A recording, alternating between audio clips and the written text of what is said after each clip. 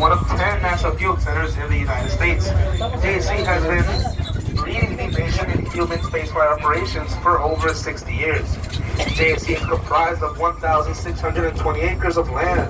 Believe it or not, NASA was able to purchase this land for the incredible price of just $25 back in 1962. Now you may ask yourself, how did we get that amazing bargain? Well, Rice University asked NASA to build Johnson Space Center like a college campus so that if JSC is not successful, Rice can reclaim the land as a satellite campus. In return, they would sell us the land for $25. Fortunately, Johnson Space Center quite literally took off, and we will operate out of these facilities that you see on tour.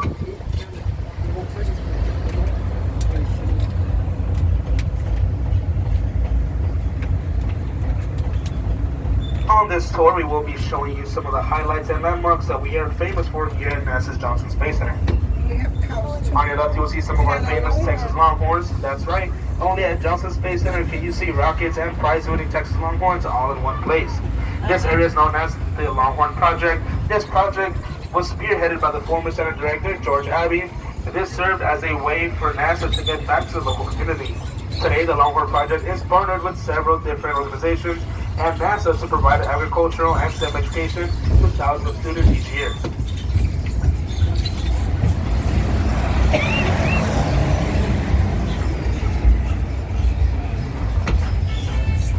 On top of being a NASA field center, JC also serves as a wildlife sanctuary. A variety of different animals call this coastal prairie land their home.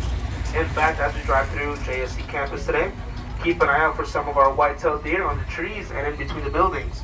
Over 250 deer call this area their home, along with other animals such as rabbits, bobcats, coyotes, turtles, and even Miko, the alligator who was lovingly named by our very own Space Center Houston tram crew to be at NASA JSC.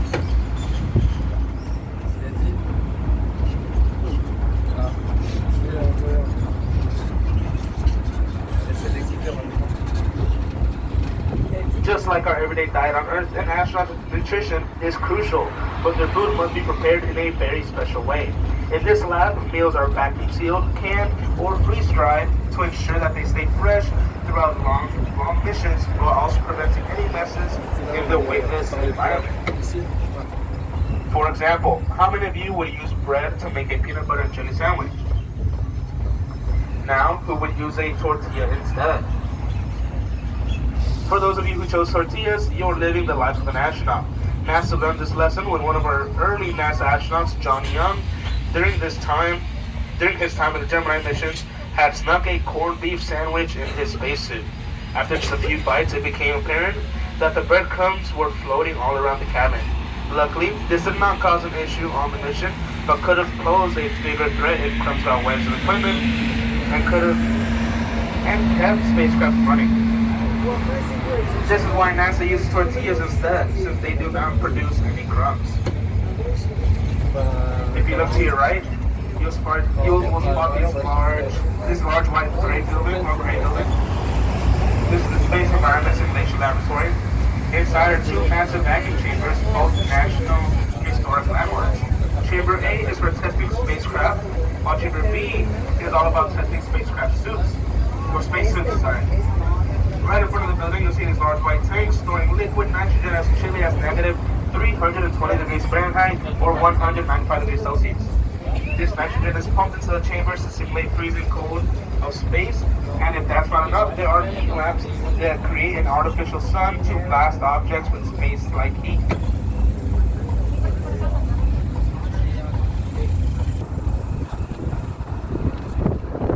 Just ahead to the left is Building 220, which houses the HERA program.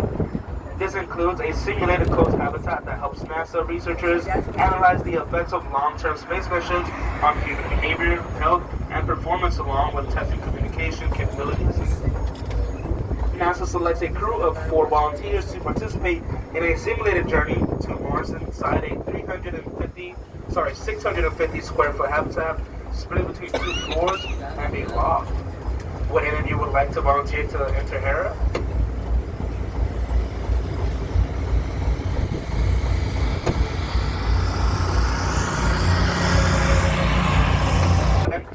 Material Integration Laboratory.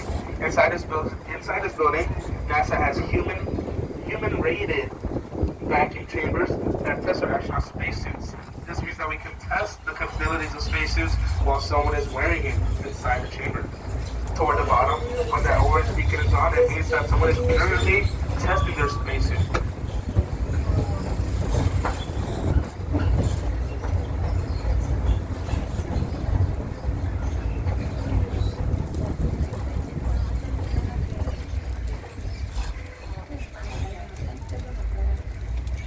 Just on the right, you will see Building 29. If you look at the center of the building, you might notice a distinctive circular structure. Originally, this was the Flight Acceleration Facility, basically a fancy name for a centrifuge used by astronauts.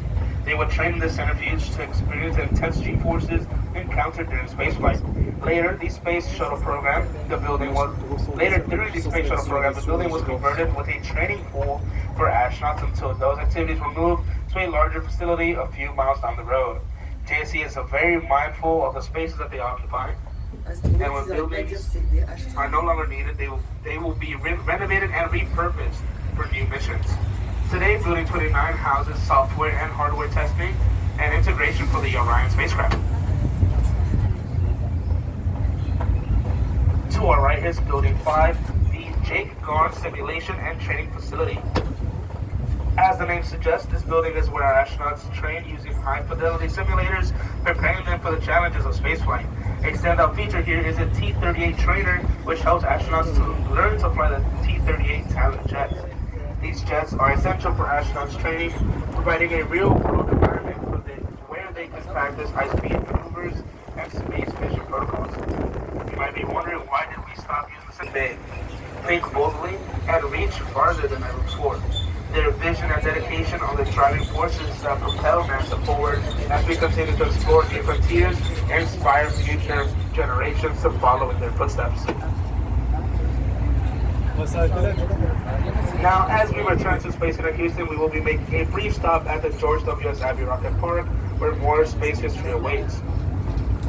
So that everybody is aware, this stop is completely optional. You do not have to get off, but if you would like to, once the tram comes to a full and complete stop just in front of that gate, you guys will be able to disembark to the left-hand side and the left-hand side of the tram only. This gate that we are dropping you guys off at is an entrance gate only, so once you are ready to leave, you will be lining up beneath that awning, waiting for another tram to pick you up and take you back to Space Center Houston.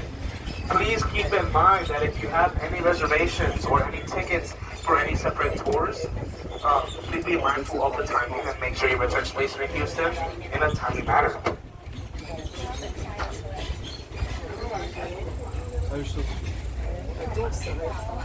Maybe.